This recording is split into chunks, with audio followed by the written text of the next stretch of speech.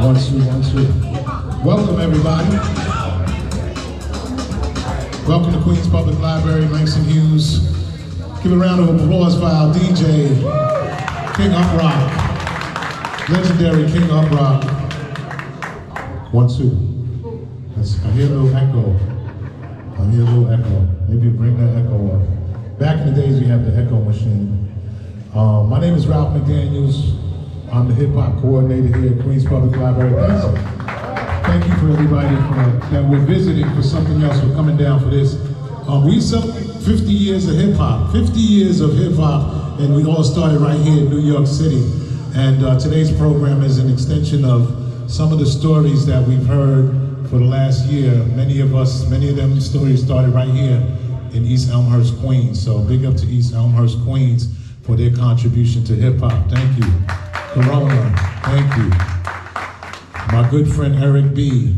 always tells me about East Elmhurst and Coogee Rap and Kid and Play and DJ Wiz and all of the folks that grew up right here in this neighborhood. So the contributions of Queens are heavy. We love the Bronx, but Queens did their thing too.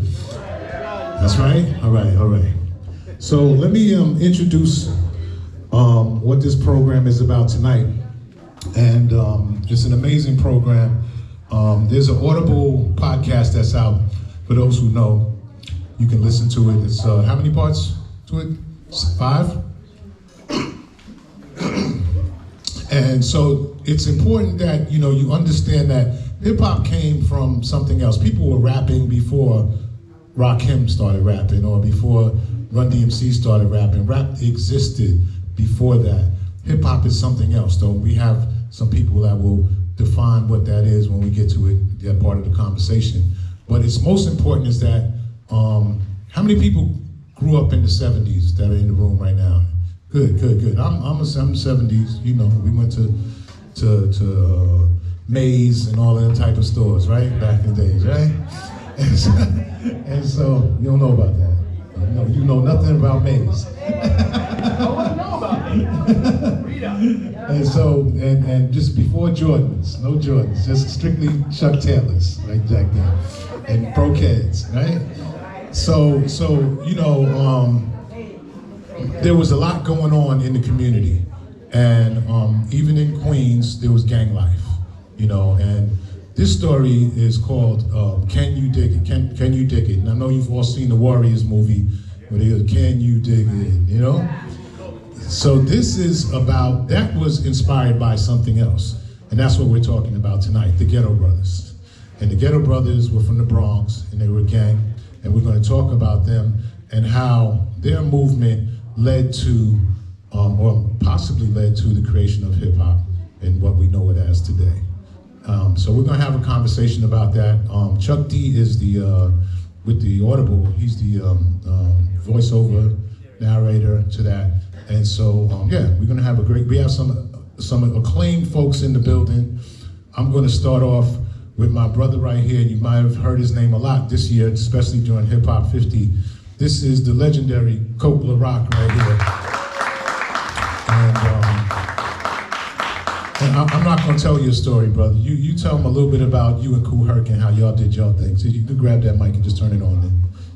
He's an MC, so he's more than an MC. One. Thank y'all. It's a pleasure, Ralph. It's a pleasure being here. And once again, the happy 50th anniversary to hip hop and everybody with it. And hip hop came accidental just by Kool Herc and I myself, calling out names, being in the room as a party, putting all the beats together. And at that particular time, it was 50 Cent. So imagine from 50 Cent, look where it went now. And as me, just being who I am, I didn't have hip hop in me to be like rapping and stuff like that. I came up in the 70s. I was following the Mac, Superfly, and then at that time, Harlem was the biggest spot in the world getting money with Nicky Barnes, the people like that. In a sense of like, we thought that's who we wanted to be and what we was doing. But even in the party itself, it was like anywhere, in your neighborhood, y'all knew who was in the neighborhood, who did what, who was the best dancer, who was this and that. But coming out the Bronx, the West Side where I was at, it was a little different because we compared that with, you know, being in the gang or whatever, but I wasn't allowed to be in the gang.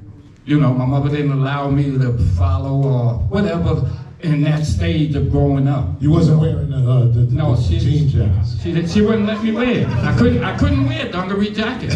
You know, because then, just like now, kids was getting hurt, you know, and it was what it was. Just the particular side of town I came from was a little, not better, but it was a little more working class people. So you didn't have a time to really like be out there or for guidance. But as hip hop grew, you know, like I used to tell her, it was like the Pied Piper. We go to one party, we pick up like 50 people.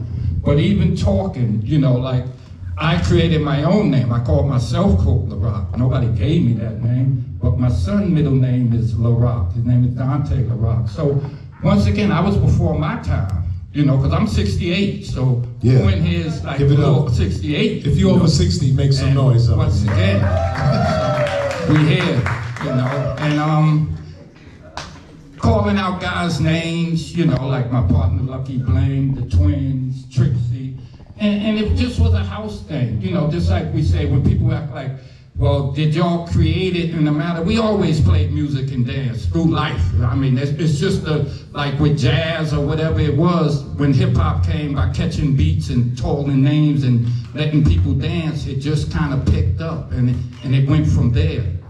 You know, and I could say in one way too, it saved me because it kept me from going totally to the street, you know, and look where it's at now. That's Thank right. Ralph, and as they say, can you dig it? All right, so pass the mic to the man sitting next to you, and he's going to introduce himself. Hi. Hello? Hello. Now it works. Okay, my name is Julian Müller. And I came to the story like totally randomly. Didn't even expect to end up with the story. Some 15 years ago or something, I was doing a photo series on Jewish diversity, and someone told me about this guy, Benjamin Melendez. He was the founder of a gang called the Ghetto Brothers. And we met up for a photo shoot in the South Bronx. And this guy, he could tell stories. I mean, he was an amazing storyteller. And it turned out that the gang truths he told me about, and he said everybody knows about it, and nobody knew about it back then. So I started to like interview him, we became friends, we became very close with the family, and this turned out to be a graphic novel that is also available here in the library. Yes. We continued the legacy, and I will not talk too much about it because Joseph Mumpa is the better expert, but in 1971, a member of the Ghetto Brothers got murdered trying to mediate between gangs. And this was something that was really always in his heart. He felt like responsible for the death of his friend. But this person died for peace. And after this murder, the gangs of the South Bronx got together and brokered a gang truce. And 2 years later, hip hop emerged in the same area. So there's definitely overlap. We'll talk about it probably more through this. But the podcast we created has an amazing, so it's different than the graphic novel, amazing different narrative, because a few years back, I got a random message on Facebook Messenger, and it turned out it was the niece of the person who got murdered, who assumes that in the 50s. Who was a former Black Panther, working with the United Bronx Parents. So they influenced the Ghetto Brothers to turn their warlord into something different. And he went down that was like his first assignment, and it was the last assignment. And then you had this decision, like the kind of angel and the devil on the shoulders of these gang members. Do we go and just, have bloodshed across the city, which they were expected to do, or do we lay down the weapons and figure out a way to live in this place together? And the rest is still being written. I'll pass the mic. Thank you, Pete. My name is Ebony Hatchett. I'm a manager of school and community partnerships at RealWorks. Pete, Brian, and Julian reached out to RealWorks to really document the behind the scenes of this project. And it's just been community-based project ever since. So I teach youth filmmaking, so I will bring in a lot of my mentees and students to help document the behind the scenes. The audition process was community-based up in the Bronx with Mind Builders. Then we went down to the Door, Manhattan, to cast this beautiful production with folks from the communities, right? And then we moved on into the recording sessions, got the behind the scenes of that, which was amazing. And I said, Ben, this is gonna be, this is going far, because it was just beautiful all the way. Good, So, well yes. done. Yes, and just. We're gonna get to proud that in a second. Yeah, proud to be a part of it, and seeing how much you involved the community through this entire process, so. Awesome, give her a round of applause. So, you know, I listen to a lot of, I watch a lot of films. I'm a National Geographic head. I watch everything on National Geographic. I'm a nut like that. And I listen to the quality of this portable, because I had my headphones on, and, you know, easily distracted. This sounded like I was there, you know, the sound effects and everything. So this gentleman right here has a lot to do with that. He's going to introduce himself and tell us how it all came about. Thank you, Ralph. Hi everyone, I'm Brian Master, one of the co-creators, and I'm a composer, I'm an audio producer. So Pete and Julian and I kind of all have our secret powers, if you will. And when we're combined, we can do things like this, which is bring amazing people together, be hosted by amazing people, and be with amazing people. So I'm gonna keep it short because I don't want to take away from the amazing panelists that we have. But this has been a real blessing and a life changer. And this is a story that the three of us and everyone who's touched this project has immediately felt the power and the gravitas and the importance of and the sensitivity of this story. And we hope we did it justice by the people that were involved and the people who contributed to really bring it out the right way. So I'm going to keep it short. We're gonna get into so Chuck D. How did Chuck D. become the narrator for this project? So Chuck was our first option, our first ask, and our first and only yes. Thankfully, we got really lucky. The talent agency that was representing us happens to represent Chuck as well. We had already sold the project through to Audible without him attached, and having him attached to it just took it to a whole other level.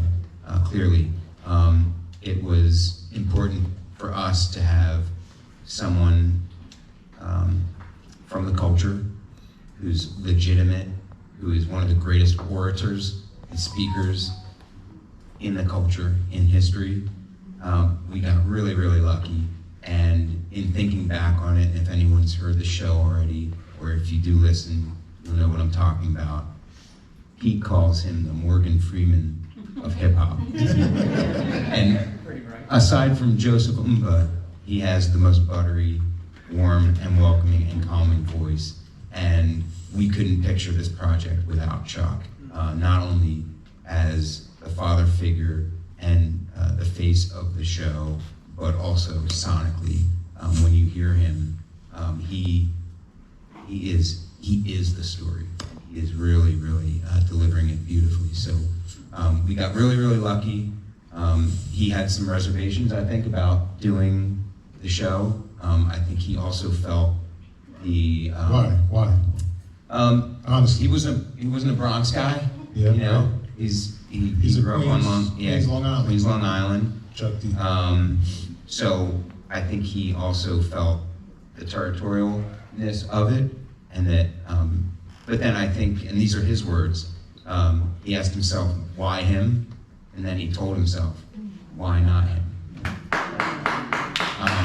Which is really important. And I think as one of the forefathers, one of the early generations of hip hop culture, it was really important to him also to do something different in this year of Hip Hop 50.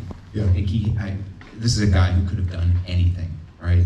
And he chose this story, this rarely told, unsung hero story, to be involved in that. I think it took it to another level for us, where it said, wow, if Chuck D wants to co-sign this. This is absolutely special. Ralph, just real quick. Yeah. He started thinking that way because what we said to him was, we said to him, no peace, no public enemy. And that was the true connection. Like, there is no Chuck D without peace in the Bronx. And it's just that simple. Everybody's trying to kill each other, but the gangs back then were different maybe than they are now. And the gangs started, I watched stories about LA, and racism is what started the gangs. Because people were coming into the community and doing bad stuff to Latinos in that particular community. So they created a gang. So I don't know who it was, Italians or Irish, whoever it was, were coming, they were like, you're not doing that, because now we got some muscle too. Is these some of the reasons why gangs started here as well? Well, I can't tell you why they started here, okay? But I can tell you in the South Bronx, there was something called the South Bronx is burning. Yes. Well, that was true. And if you didn't know the history of that, what was happening was that landlords were having their buildings burned so that they could get the insurance money, okay? And what happened was some people got hip to that, and people became more militant or more, how do I say, protective of their areas. So you could go along one block and you'll see 5 buildings that's been burned out and one that wasn't, okay? For whatever reason, it wasn't, and that was part of what the things were doing. The other things that gangs did, or at the beginning, one thing that was happening was they were protection. So they were protection from people who were coming to the gangs, coming into the area to do something, evil or something bad or to rob somebody like that. So that's how the territorial thing started. Okay, it became territorial. And then the jackets came, and then you were identified. And then if you had the wrong jacket on, you was in your butt. There was that kind of thing. So it went from something with a logical and purposeful thing to something that became, off the hook. My brother King Uprock, he's a all-around b-boy, and he was there. So Uprock, what do you think? I saw you guys here. Your eyes there. Peace.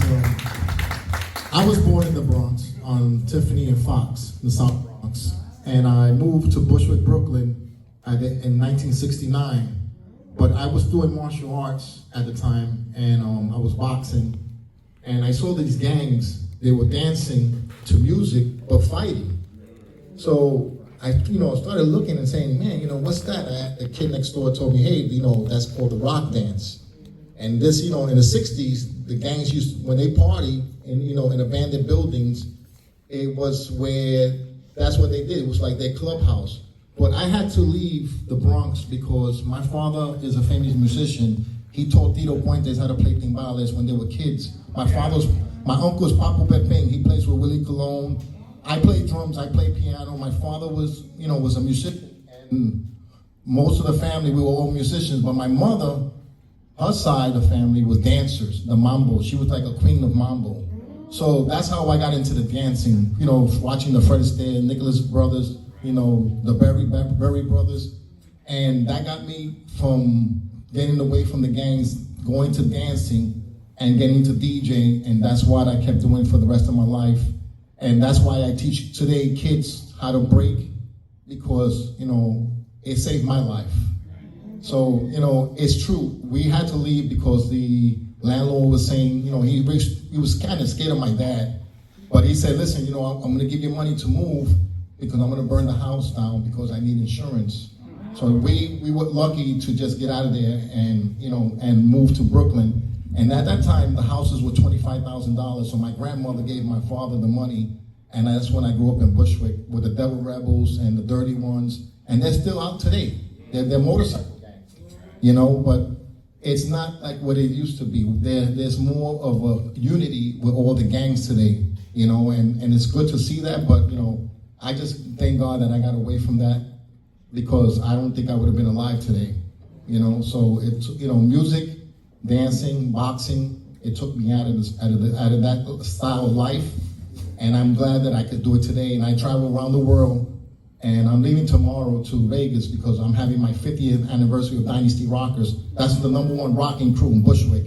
We have over 100 dance crews back in the 70s, and we beat everybody. So we're #1, and I have Dynasty in Russia and all these different countries because I'm trying to bring dance to the world because they need it, you know? Thank you. I want to talk about gangs and how that competition thing runs into hip hop. And in the Audible, it talks about that, and I was like, I'm not sure. Is this true? Like, did the competition run into hip hop? Was that really something that was going on, Cope? Like, I mean, to a degree, you had it like I said before. It was even hip hop. I was going to parties in the Bronx. I remember when the gangs was at the party. So again, like they say with dancing and singing, it was always there. It's just a different style and a different era. Like they said, numbers don't go down. You know what I'm saying? You gonna get old one day. that's right. And the new generation gonna take over. I consider myself a number 2 pencil. They don't know what a pencil is.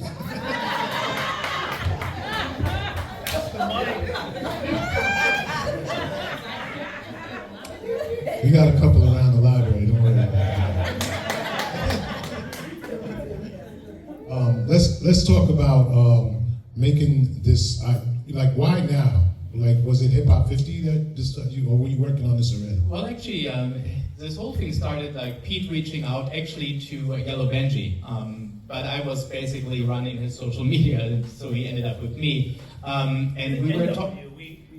Synergy. It was synergy, exactly. No, I mean, this story really stuck with me. So we did the graphic novel, it came out in 2014, and you know, Yellow Benji and his family became very close. So we really were happy to bring the story to many places.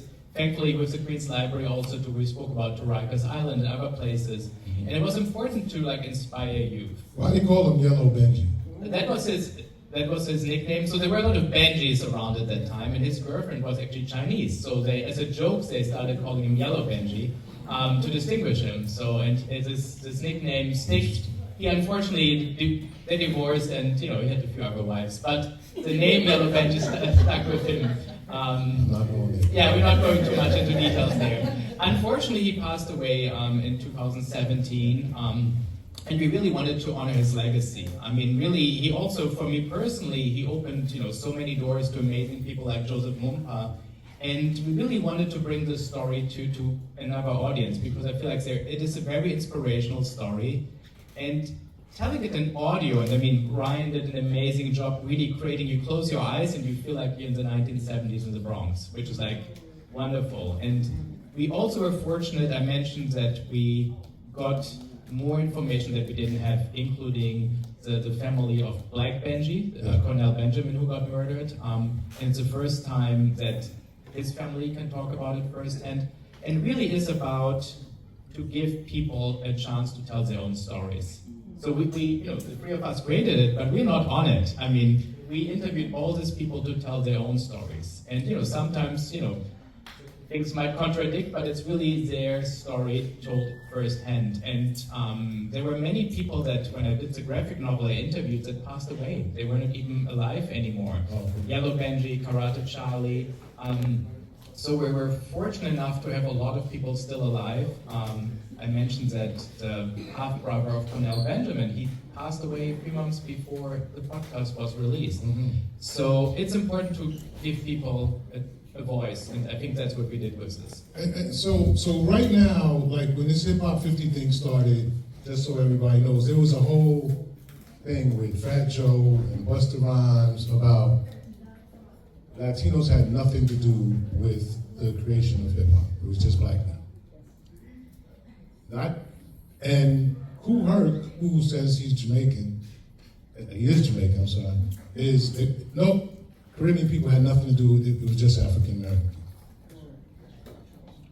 So clearly, we have some people that were there. I was there, I was like, that's impossible. That's not how this thing started. The reason why hip hop was so great, it was because we all wanted it to happen, and we all came together as a group. There was maybe 500 people that were really about it, maybe only 500 people still, even though it's the biggest genre in the world. But we all loved this music. And people say, Ralph, what was your first moment of loving hip hop? I said, when I saw the B-Boys hit the ground. I was like this, like, what just happened? What was that? You know, I just like to cope. Crazy legs, yeah. Can I just say one thing before I pass it to Coke? For me, I mean, hip hop was really the quintessential New York culture because it was everybody. Puerto Ricans, African Americans, Jews. And obviously, today when people think about hip hop, they just think about rapping. But it's like a much broader culture. The b-boys, graffiti, all this stuff. And I think that's part of the problem. And we bring it back, and hopefully if we do season 2, we really want to focus on the elements. Hip-hop culture. Exactly, the culture. And I think a lot of the, I mean, I have 2 teenagers. For them, it's just about the rapping, but they learn. And, Coke LaRock, is a great teacher to my son, who's always very inspired to learn from Coke about the story. And Coke is more than an MC. He's considered the first MC, but he's a DJ too. Yes, I mean, I started talking accidental. It was really just calling out my friends' names. Like I said, the party was 50 cents, so we was about 15, 16. So I'm giving cards out. I'm telling the ladies, like I would be like, Lucky Bling, you double park in my car.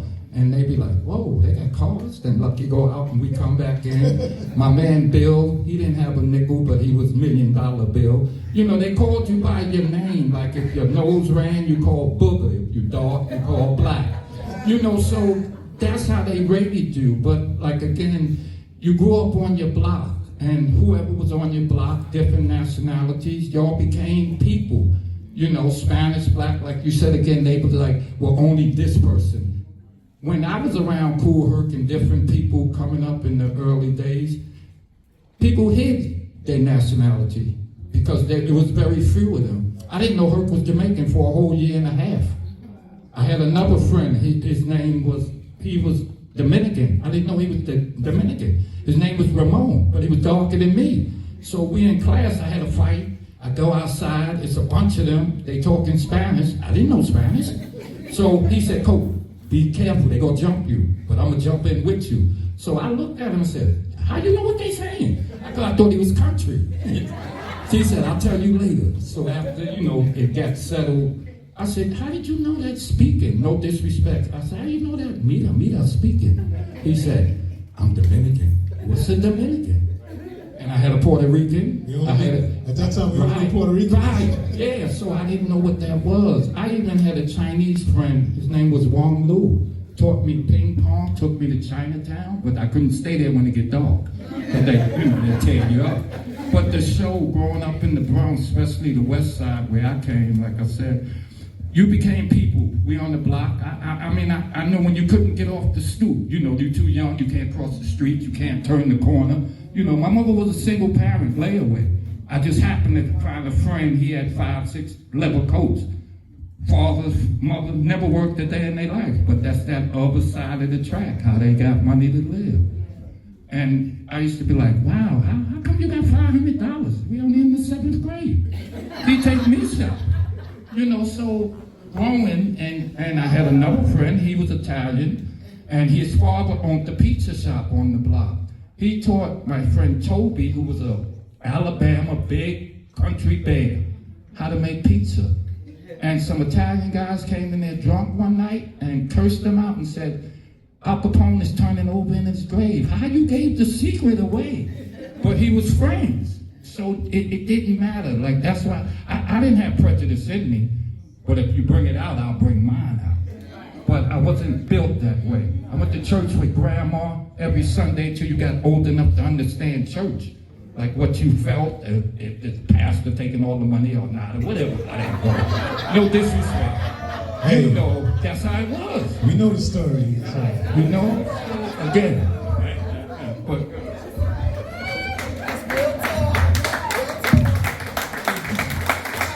it's all right. You don't like that church, go to another. Yeah, that was real.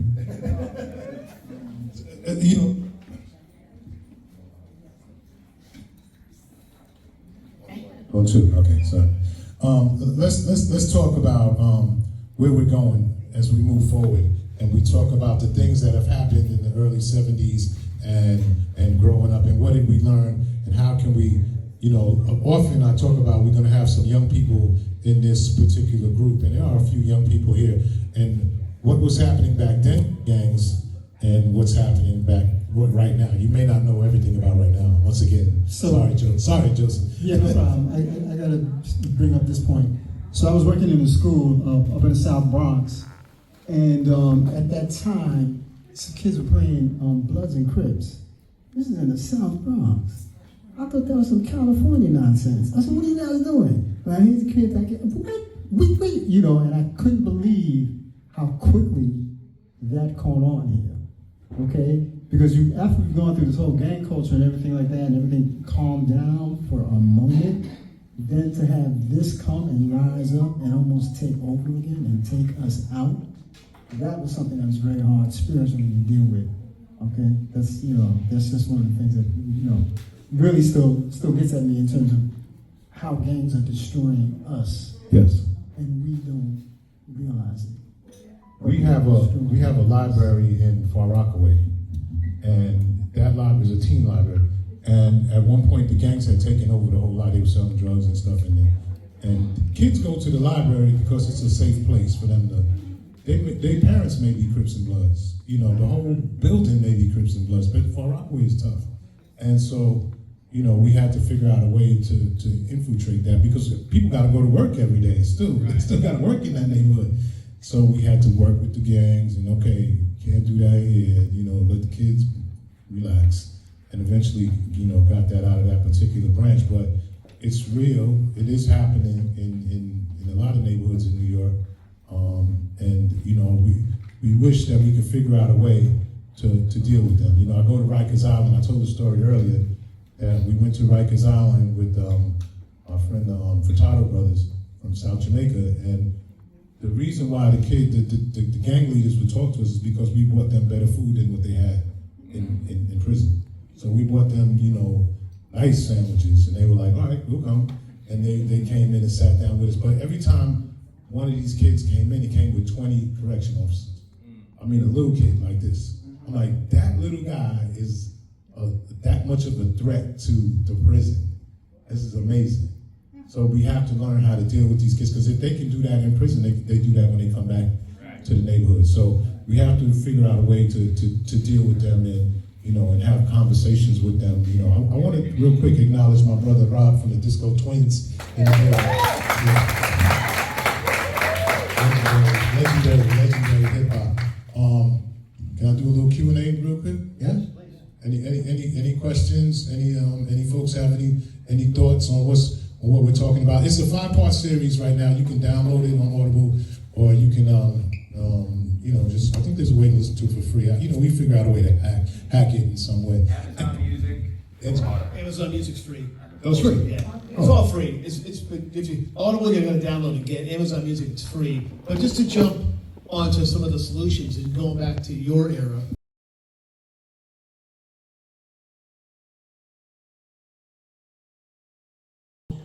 And United Bronx Parents was a big part of it. And also, this is a very heavy testosterone story. But what pushed these kids to the peace treaty were very powerful women. Right. Evelyn Antonetti, yes. The Puerto Rican Rosa Parks, right? The Hell Lady from the Bronx. Rita Fetcher was a teacher in the Bronx who lived in Chelsea. They called her Rita on the Roof. And she went every day up to the Bronx. And what she did, again, a lot of this was driven by empathy. Because struggle is agnostic. You may not be in the Bronx while it's burning, but you may be somewhere else having your own problems. So if empathy is in the game, you can identify it. And so what she did was she shot a movie called Flying Cut Sleeves. Who's seen that? Flying Cut Sleeves is a documentary that she made with Henry Chalfant, another legendary documentarian. But what she did was she captured the gang life and the street life with her camera to show the teachers at the schools who these kids were and how smart they were. And if you gave a little extra, that they could actually they could go further. Yeah. So she injected hope into these kids' lives. And the last one you said was Gwendolyn Benjamin, Black Benji's mother. So the three women combined literally helped push this entire 15,000 kids with Flying Cut Sleeves. It's not like 10 kids. This is 15,000 of the city's youth in the South Bronx. So this is a massive accomplishment just to get that done. That's why he's heartbroken that it's back again, because it was not easy then. But it takes everybody, not just a few. Anybody? Any statements? Yeah? It's called Can You Dig It? If you've seen The Warriors, you remember Cyrus. He says, Can You Dig It? That scene in the opening part of that movie, which is a cult classic, was inspired by the Peace Treaty at Hill Avenue. So that's kind of an homage. But also, the story, you got it. Can you dig it? You never even heard it. That's how good it is, right? So that's kind of the homage there. But it's on Audible or Amazon Music. We'll get you guys. We'll send out an email to the library with the links. We'll make sure you have access to it. Question? Question? You have a question? Rita, what do you got, Rita? I haven't got anything. Rita's taking pictures with us today. Yeah. All right. We wanna I don't want to end it yet. We got a question. I have one question I was thinking about. You know, you talked about basically the culture, and you know, hip hop just wasn't just the music, but I remember the graffiti, and you know, I was from Brooklyn, but I remember this guy used to tag all over. His name was Flowers Dice, and I don't know if you guys ever heard of him, but I remember for so many years, everywhere I went, you know, all in the subways and everything was Flowers Dice, Flowers Dice. So, so when I think about hip hop, from many years ago, to me that was the part of the beginning of it. You know, watching the tags and things like that. So those guys were competing. Every one of those elements were in competition. There's still crews. There's b-boy battles. Like Rob was talking about. These guys would come in there battle, and they would uprock, or they would go down and do it. Graffiti writers the same way. It's like they call it all city. It's like they would bomb the trains and they would compete. And Henry Child Font actually pushed that competition because he had the Subway Art Bible, and everyone wanted to get in it, and they became a competition with the art. But Tax Crew from the Bronx, this guy Nicer, we interviewed him a couple years ago. He said that the first time color came to the Bronx in his life was through an aerosol can. Just to kind of put perspective in. And that's why Chuck he loved Long Island because of the grass. They didn't have that much grass in the South Bronx. One question. Everybody know the hip hop culture consists of 5 elements. Everybody know the 5 elements? Give me one. Somebody give me one over here. One element. Graffiti. DJing. Yeah. Breakdancing. B-boys. B-girls. Rapping. The MC. And what we're doing right now is the knowledge. That's what we're doing right now. We're talking about. Yeah, I want to talk a little bit about, because she said Flowers. Jonathan Flowers was not only a graffiti writer, he was one of the baddest DJs in the 70s, okay? Flowers, Maboya, Plummer, and then when you went to Queens, you had New Sound, the Disco Twins.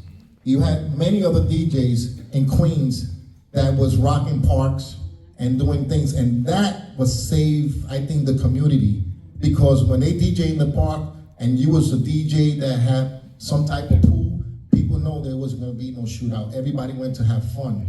That's why when you watch the founding fathers of hip hop, it's on YouTube.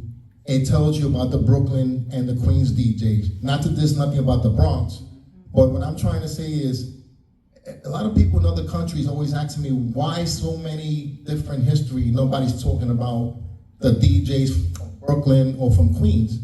And they're saying, oh, well, they were disco DJ. Listen, Flowers went overseas to get songs like Mama Kusa and some other songs before and brought it out here so people can party. We have to tell the truth, okay? I think the government and the people making billions of dollars loving that Puerto Ricans and blacks and other nationalities are going against each other. We were all as one. Okay, I grew up in Brooklyn, even though I was born in the Bronx, but when I grew up in Brooklyn, we were all together. I had BT Express, Crown Heights Affair, they lived on my block. I played drums. I used to drum with these guys as a little kid. So it wasn't you're black or you're Puerto Rican. I mean, if you see a picture of me, I had a big, big afro. I looked like a man at 15 years old, and you know, people thought I was 20-something years old. I was going to the pool halls with my older brother, never got ID'd or nothing.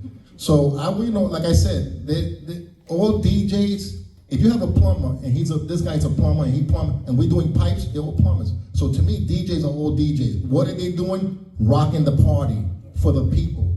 You know, if somebody invented a scratch or whatever, that's all good. But back then, there wasn't too many equipment to be doing scratching. Because when I ask people, how did you scratch and what's the first mixer, all can't tell me what they had. Hold on, we got Coke LaRock right here. What you talking about, son? What you talking about? Well, you know Herc had the techniques. He had it, it went back and forth. I remember when Herc trained me, we didn't have a headphone. You understand what I'm saying? Not again. Even with the echo chamber, I mastered it. I used to say, you rock, don't stop. Cool DJ Herc and Coke LaRock. But once again, it was really just having fun. Like we said, we're all a part of hip hop. But that true beat, that true MC, that true B-boy, I danced. But that was schools. Y'all know, if you went to all boys school, I went to Alfred E. Smith. So we would have parties with the girls, all girls schools, especially in the Bronx. So I was dancing, but I didn't dance with guys, nothing different. You know, so like again, we all kind of played a role, but the only other little part I have is now that they knighted Herc as being the father, everybody's picking little pieces of it to chop it up. You understand? While they wasn't in the fight to take the title, it wasn't a title. That's the only problem I have, Ralph, with everybody. You know, they, like you said, all of a sudden then you was called this, but now you called this. You know, again, man. I mean, they tried to eliminate me. If the party was 50 Cent, where was all these other guys? What was their party, a Porter? You know, let's get real. You know, they tried to erase me. If it wasn't for Scott LaRock dying, KRS-One, they might have tried to forget about LaRock. I created that name. That's why you got T. LaRock, K. LaRock, Doc LaRock, Scott LaRock. There's rocks all over the place. There we go.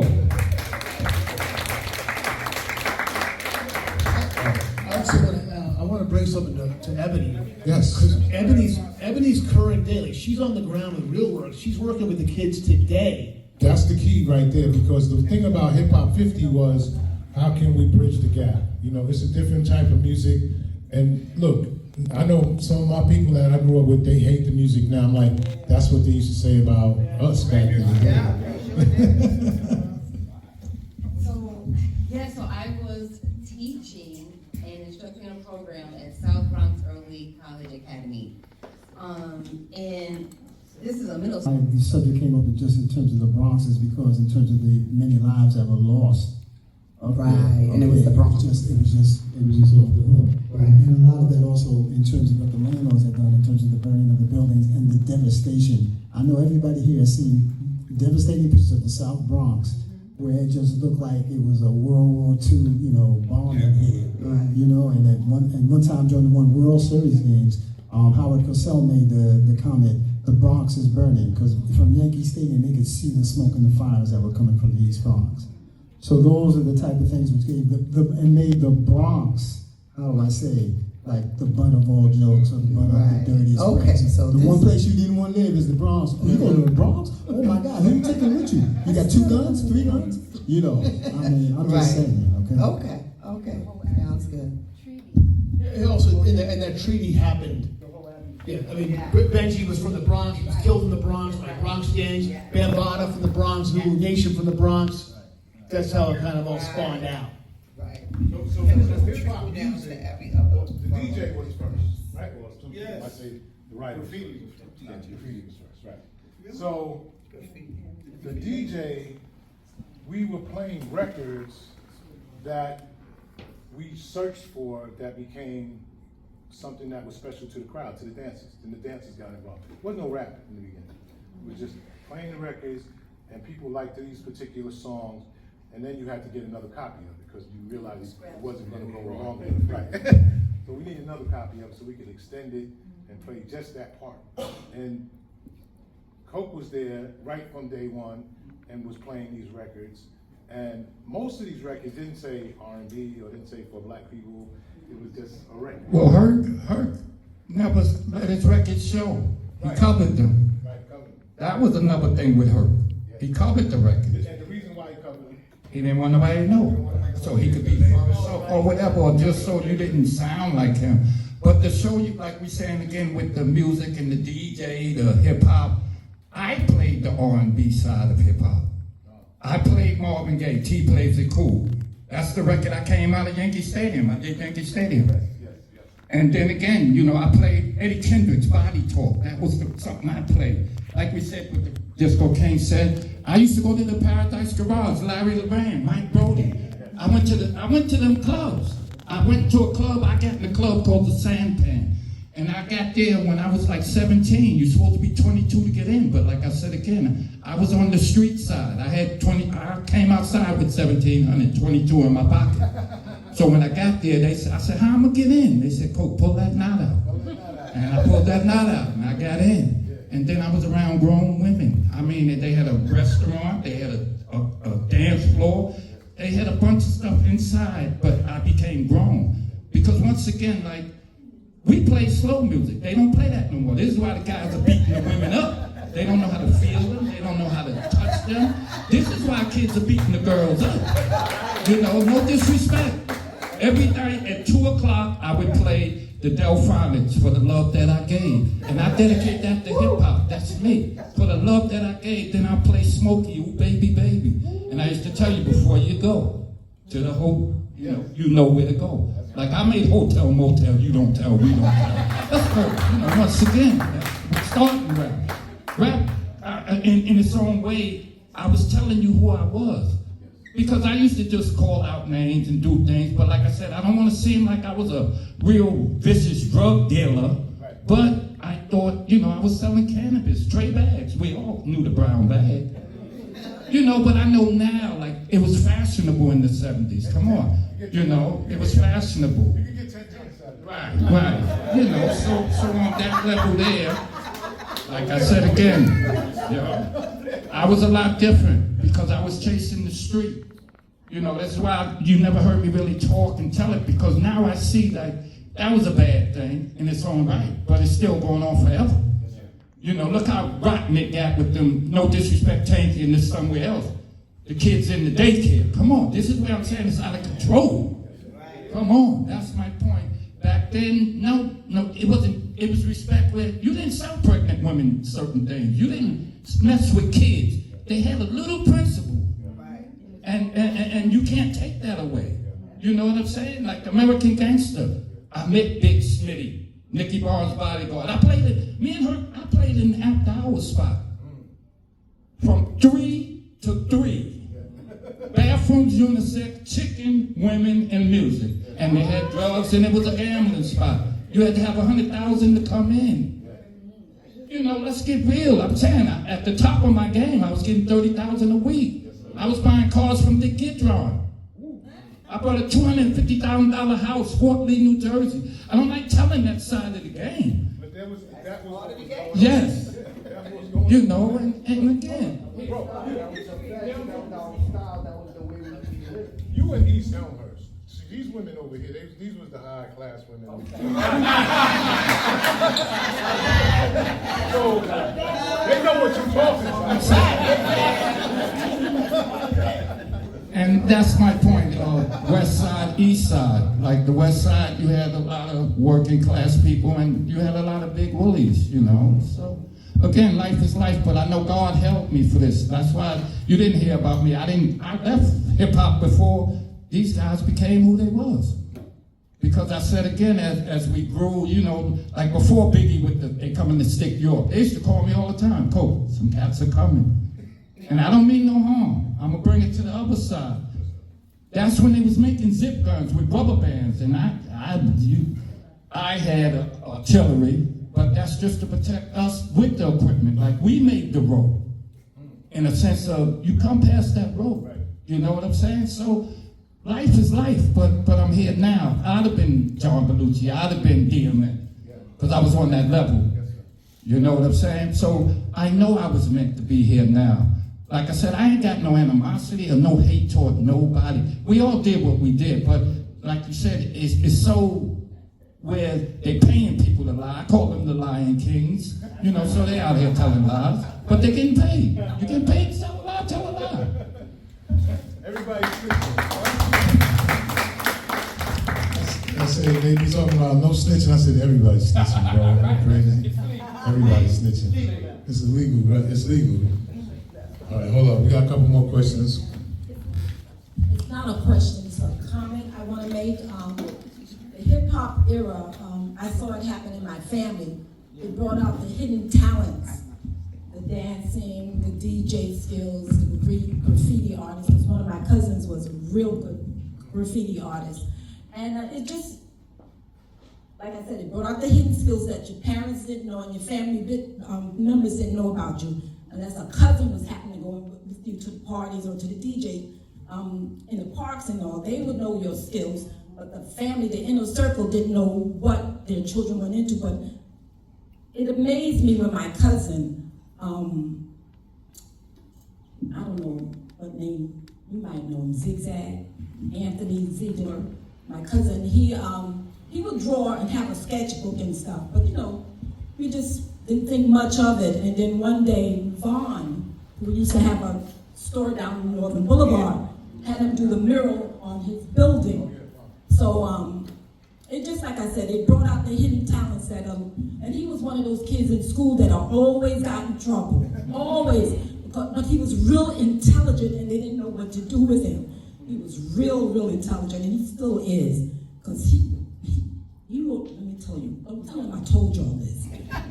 He was in a facility, he wrote this letter to get out, and he showed me this letter. You would have thought a lawyer wrote the letter. That's how intelligent and articulated that he was, or it still is, I should say. But hip-hop did some very good things for our communities, for our black and brown boys. It did some very good things. It gave them self-confidence, gave them self-worth, and they had pride in what they were doing. That's all I have to say. Thank you for that. We're gonna wrap it up with any final notes? Take them on, Drew. To what you said, two things. First of all, go back to Queens. I'm from Queens myself, so I think our job here is really listening. So we really want to hear the stories, and obviously, every borough has a story. Every borough has its own origin stories. So hopefully, if there is a season 2, we want to get these stories. So contact us also, because there are a lot of stories that are untold. And to go back to the bringing the best out, I mean, if we think about, Keith Haring and Jean-Michel Basquiat, two of the best known artists, both of them had actually graffiti artists who worked with them. The same graffiti, Al Diaz did it with Basquiat together. Basquiat was just a better self-promoter, and he got in the circles of Andy Warhol. Keith Haring, a gay guy from rural Pennsylvania ending up, doing graffiti on the Lower East Side. There was LA too, Angel Diaz, who is a Puerto Rican guy who basically helped him really getting the street creds. He was actually a drug dealer and involved with the gangs on the Lower East Side. Keith Haring would have not been able to do this. I mean, these are all these stories that we really want to tell. And the reason why we focus, of course, in season 1 is the death of Black Benji, Cornell Benjamin, that we honor with this show. But there are amazing stories out there, and it's really about telling them and giving people the voice to tell their own stories. Coke La Rock, Pete and I, we were at the jam in the Bronx, and I said, to my son, there's Coke La Rock, just say hi. And then we spontaneously said, hey, we're doing this audio thing, you want to be in? And Lucky said, no problem, here's my number, we'll arrange it. It took a while to get it scheduled, but that's a different story.